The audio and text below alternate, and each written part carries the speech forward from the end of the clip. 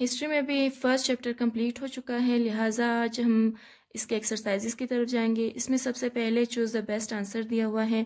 Number 1 है आपके पास, in which year was Queen Victoria's proclamation issued. इसका आंसर आएगा 1858। दूसरा है besides Lord Macaulay who else presented a bill on educational reforms. इसका आंसर आएगा Sir Charles Wood. How far was the Grand Trunk Road extended? इसका answer होगा Peshawar. On the basis of Queen Victoria's proclamation, under whose control was India brought British Raj? In which year were the Morley Minto reforms presented? 1909। इसके साथ आपका first question complete होता है। Second है fill in the blanks. In India, after the war, 1857 War of Independence, the rule of the East India Company came to an end. ठीक है, 1857 की जंग आज़ादी के बाद ईस्ट इंडिया कंपनी की जंग ख़त्म हो गई और ब्रिटिश हुकूमत स्टार्ट हो गई थी। 1858 After 1858, India was divided into 8 provinces. In the 5-member British Council, the Foreign Affairs Department came under the supervision of the Viceroy. The communication system was improved in order to reduce the number of British troops in India. Under the Morley Minto reforms, Muslims were given the right of separate electorates. यहाँ तक आपके fill in the blanks भी complete हो जाते हैं। उसके बाद है give short answers for the following questions. Number 1 question है आपके पास, give any 2 examples of the reforms introduced after the war of 1857. इसका आंसर आपके पास पेज नंबर 3 पे है, जहाँ पे लिखा हुआ है जितने भी पॉइंट्स है क्वीन विक्टोरियाज के, उसके नीचे वाले जो पैराग्राफ है उसके सेकंड लाइन से द मिशनरी रन वर्निकुलर यहाँ से स्टार्ट होगा लैंग्वेज कंटिन्यूड तक, और नेक्स्ट पैराग्राफ के the army were carried out यहाँ से स्टार्ट होगा ऑफ द वॉर ऑफ 1857। यहाँ तक आपका फर्स्ट शॉर्ट आंसर है क्वेश्चन नंबर 1 का।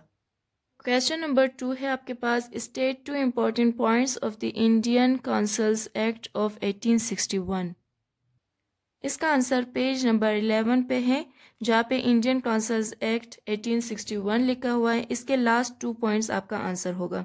The viceroy had the right to veto any law being passed by the legislative council, और the viceroy was answerable only to the British government. ये आपके पास question number 2 का answer है। Question number 3 है, state 2 important points of the Indian Councils Act of 1892। 2 important points के लिए आप आएंगे पेज नंबर 12 पे, जहाँ पे लिखा है सेंट्रल लेजिस्लेटिव काउंसिल मेंबर्स। यहाँ से स्टार्ट करेंगे सेकंड पॉइंट के आखिर तक, लेजिस्लेटिव काउंसिल मेंबर्स। यहाँ तक आपका आंसर नंबर 3 होगा। इसके बाद लास्ट जो 4th क्वेश्चन है, what was the order given in queen Victoria's proclamation about religious freedom.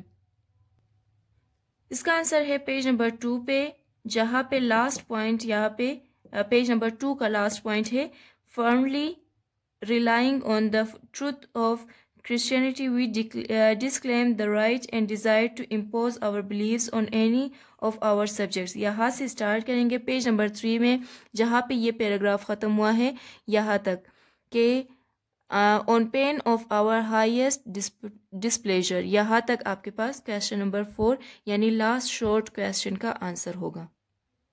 इसी के बाद है आपके पास state the correct answer for the points in the last column. यहाँ पे लिखा हुआ है A column, B column, C column empty है। मैंने इसका आंसर लिखा है, आप लोग भी इससे देख के अपना आंसर लिख सकते हैं, और ये सब कुछ आपने इस चैप्टर में पढ़ लिया है। नंबर 1 है सेकेंड इंडियन काउंसिल एक्ट कब हुआ था, तो इस बी में से आपने ऑप्शन ढूंढना है और सी में इसका आंसर लिखना है। आपका आंसर होगा 1892। नंबर 2 है क्वीन विक्टोरियाज रॉयल प्रोक्लेमेशन। इसका आंसर होगा 1858। Lord Macaulay's minute on education 1835, और इसके बाद है Sir Charles Wood's dispatch on education 1854, और लास्ट वन है the initiation of examinations for the civil services इसका आंसर होगा 1853। इसी के साथ आपका फोर्थ क्वेश्चन भी ख़त्म होता है। लास्ट आपके पास है long question. Give detailed answer for the following question. Number 5 है। इसका पहला है describe the salient features of queen Victoria's proclamation of 1858। इसके लिए आप आएंगे पेज नंबर 2 पे, जहाँ पे लिखा है क्वीन विक्टोरियाज प्रोक्लेमेशन 1858। आप हेडिंग देकर ये सब पॉइंट्स लिखेंगे। पेज नंबर 3 में जहाँ पे ये पॉइंट्स ख़त्म हुआ है यहाँ तक आप लिखेंगे and in their gratitude our best reward. ठीक है, यहाँ तक आपका क्वेश्चन नंबर 1 लॉन्ग आंसर हो जाएगा। क्वेश्चन नंबर 2 में आपको दिया हुआ है right a note on the British administrative structure in India after 1858। और इसका आंसर आपका है पेज नंबर 4 पे structure of government under the British. आप हेडिंग देंगे पेज नंबर 5 के, जहाँ पे structure of government under the British का ख़त्म हुआ है यहाँ तक coffee and jute were edit. यहाँ तक आपको क्वेश्चन नंबर 2 का आंसर होगा।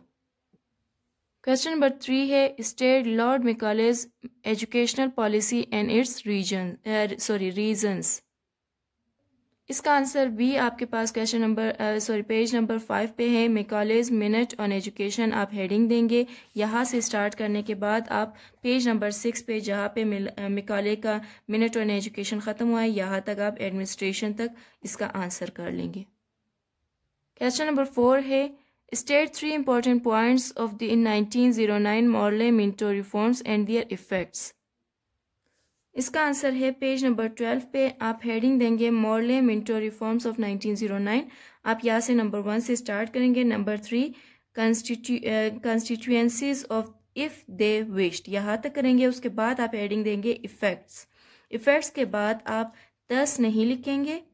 द लेजिस्लेटिव काउंसिल से आप स्टार्ट करेंगे और पेज नंबर 13 पे टू बी इनेक्टेड तक आपका आंसर नंबर 4 हो जाएगा। इस चैप्टर का लास्ट क्वेश्चन है why did reforms become necessary in 1919 and what was the purpose of these reforms.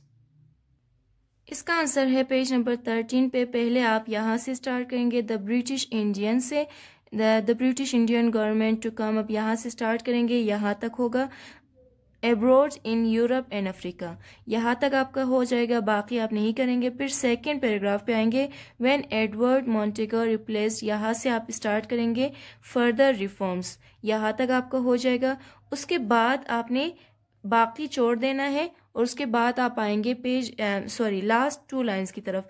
The proposals decided, ये last 2 lines of India act of 1919 तक करने के बाद आप नेक्स्ट पेज पे आएंगे। पर्पस आपने हेडिंग देना है। उसके बाद अंडर दिस एक्ट, यहाँ से लेकर नंबर 4 तक, पॉइंट नंबर 4 तक आपका आंसर नंबर 5 हो जाएगा। और इसके साथ ही आपका फर्स्ट चैप्टर का एक्सरसाइज भी कंप्लीट होता है। अगर फिर भी आपको कुछ भी समझ ना आए तो आप कमेंट सेक्शन में अपने क्वेश्चंस पूछ सकते हैं।